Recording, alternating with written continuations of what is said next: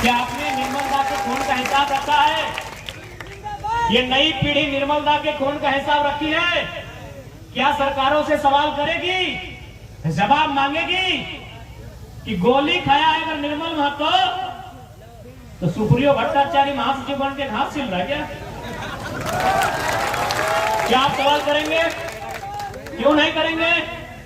गोली खाने वाले होते हैं सुनील महतो, आपके सांसद, आपके पड़ोसी सांसद, एक नहीं 12 गोली, और सरकार चलाएंगे पिंटू श्रीवास्तव। क्या आप सवाल करेंगे?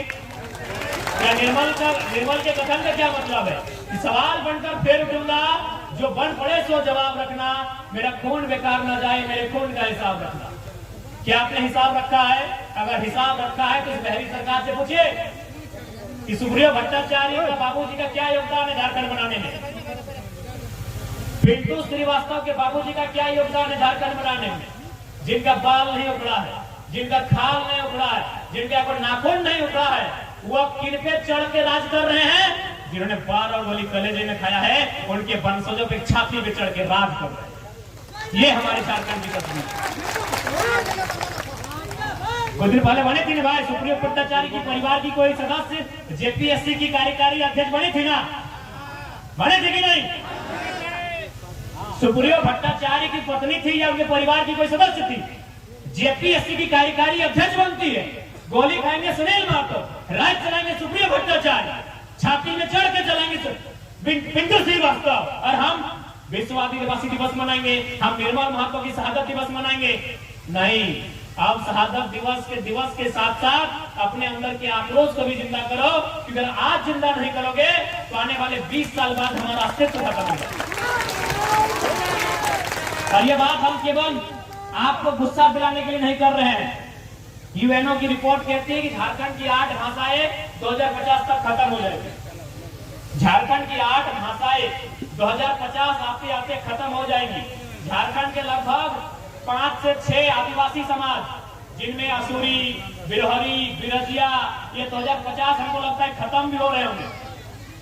असुरी जनजाति के कितने लोग हैं इस भीड़ में, या फिर आप जानते हैं कितने आपके दोस्त थे असुरी जनजाति? जैसे हमारी दमंती मुंडा भी मुंडा जनजाति से आती है। असुरी जनजाति के बारे में क्या जानते हैं? बिरहरी जनजाति के बारे में क्या जानते हैं? बिरजिया, सबर, पहाड़िया के बारे में क्या जानते हैं? लुप्त हुई कि नहीं? इसलिए आज अगर आप नहीं चिंता करते हैं तो संकट मुंडा में भी आएगा, संकट संथाल में भी आएगा, संकट कुर्मी में भी आएगा, संकट भटवार में भी आएगा। इसलिए आज आपको चिंता करने कह रहे हैं, क्योंकि संकट कहाँ आ रहा है? संकट, सबसे बड़ा संकट आपकी जमीन पे आ रहा है। एक बात आप जान ले, आप नदी में नहीं रहते हैं, आप पंछी नहीं है, पेड़ों की डालियों में नहीं रहते हैं, और आप गैर झारखंडी भी नहीं है कि टाटा और बोकारो में कब्जा करके रहते हैं। आप झारखंडी हैं, आप अपने घर में रहते हैं, जमीन के किसी टुकड़े में रहते हैं। लेकिन आज आप ठीक से नजर उठा के देखिए, सिर्फ कोल्हान में नजर उठा के देखिए, धनबाद, बोकारो, रांची छोड़ दीजिए, सिर्फ कोल्हान में नजर उठा के देखिए, जिसको आप आज उलियान के नाम से जानते हैं, जिसको आज आप विष्णुपुर, गम्हरिया, आदित्यपुर के नाम से जानते हैं, आप सोनारी, साक्षी, मांडगो, गोलचक्कर के नाम से जानते हैं कि नहीं जानते हैं? आज उन जगहों पर कभी आज से 50 साल पहले आपके बाप दादा खेती करते थे, आपके बाप दादा धान उगाते थे, आपके बाप दादा फसल उगाते थे। आपका जो वहाँ एगो जूता सिलाई का दुकान नहीं है, आज आपका जूता सिलाई का दुकान नहीं है। बगल में चांडिल का डैम है, कितना का है? 16। बगल में चांडिल का डैम है, 116 गांव को डुबा के डैम बना है, और जाके देखिए जो अधिकारी आया है वो गैर झारखंडी, वो गैर झारखंडी अधिकारी है। गांव डुबा आपका, गांव से बेघर हो गए आप, और यहाँ अधिकारी बन के अगर आएंगे गैर झारखंडी, हमें आपत्ति है। हम कोई बाहरी भित्री नहीं कर रहे हैं। कौन सा बाहरी भित्री भाई? सबका बंटवारा हो चुका है। बिहार हमारा बड़ा भाई है, पश्चिम बंगाल हमारा बड़ा भाई है, उड़ीसा हमारा बड़ा भाई है। उड़ीसा को क्या मिला है बंटवारा में? 1,55,000 वर्ग किलोमीटर। पश्चिम बंगाल को क्या मिला है? 88,000 वर्ग किलोमीटर। बिहार को क्या मिला है? 94,000 वर्ग किलोमीटर। झारखंड को कितना मिला है? 79,000 वर्ग किलोमीटर।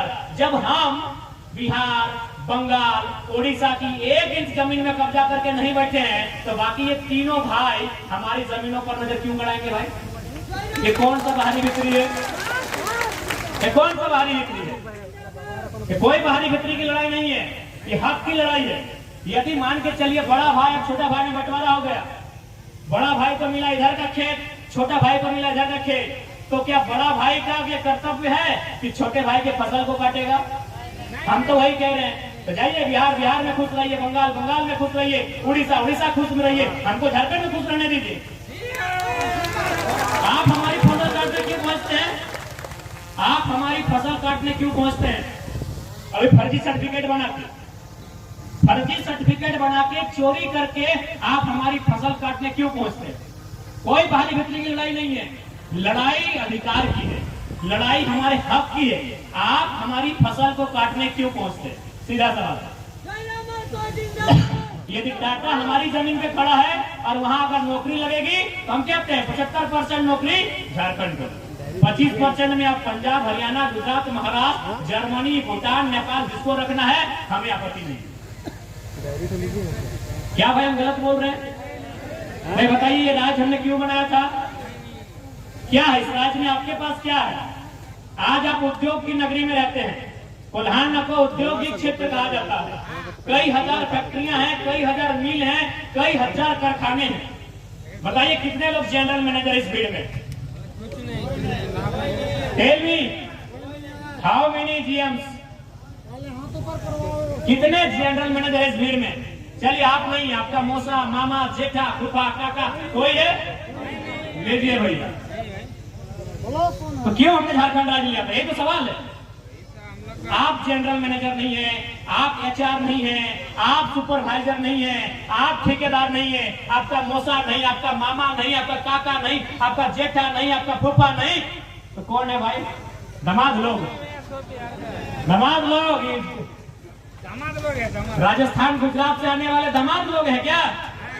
इसलिए हमारी लड़ाई कोई गलत नहीं है। हम आपके भविष्य की बात कर रहे हैं। ना झगड़ा हमारा यूपी, बिहार, बंगाल से, किसी से हमारा कोई झगड़ा नहीं है। आपको हिस्सा मिला है, आप अपने बोलते हैं ना 12 बीघा में पुदीना बा, ये लोग बोलते हैं। हाँ, इधर वाले भैया लोग बोलते हैं कि 12 बीघा में पुदीना बा। तो 12 बीघा में पुदीना है तो चटनी बना के खाइए ना, हमको रहने दीजिए बोधी झांगड़ा झींगा के साथ। बोलते हैं ना भैया कि 12 बीघा में पुदीना बा, तो आप अपने 12 बीघा की पुदीना की चटनी बना के खाइए। हमारा अगर 1 ही बीघा है और 1 बीघा में अगर हम लोग खीरा, ककड़ी, गाजर जो भी लगाए हैं, खाने दीजिए, सुख चैन से रहने दीजिए। आप करिए अपना 12 बीघा में जो करना है। ये लड़ाई जेन्युइन है, ये मुद्दे जेन्युइन है। आज यही बगल में दर्जनों छोटी छोटी फैक्ट्रियां हैं। एक पति पत्नी का घर धस गया, दोनों मर गए, मुआवजा नहीं मिला। इसलिए आज हमारी लड़ाई कोई गलत नहीं है। आज आप चीजों को समझिए।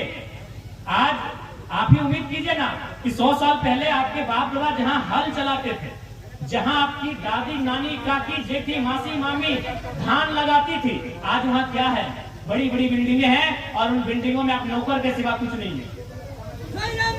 आपको अगर वहाँ काम भी मिलता है तो झाड़ू पोछा का काम मिलता है, आपको अगर वहाँ काम मिलता है तो सेल्समैन का काम मिलता है, आपको वहाँ दरबारी का काम मिलता है, मैनेजर का काम नहीं मिलता है। क्यों? इसलिए सरकार को इंटरफेयर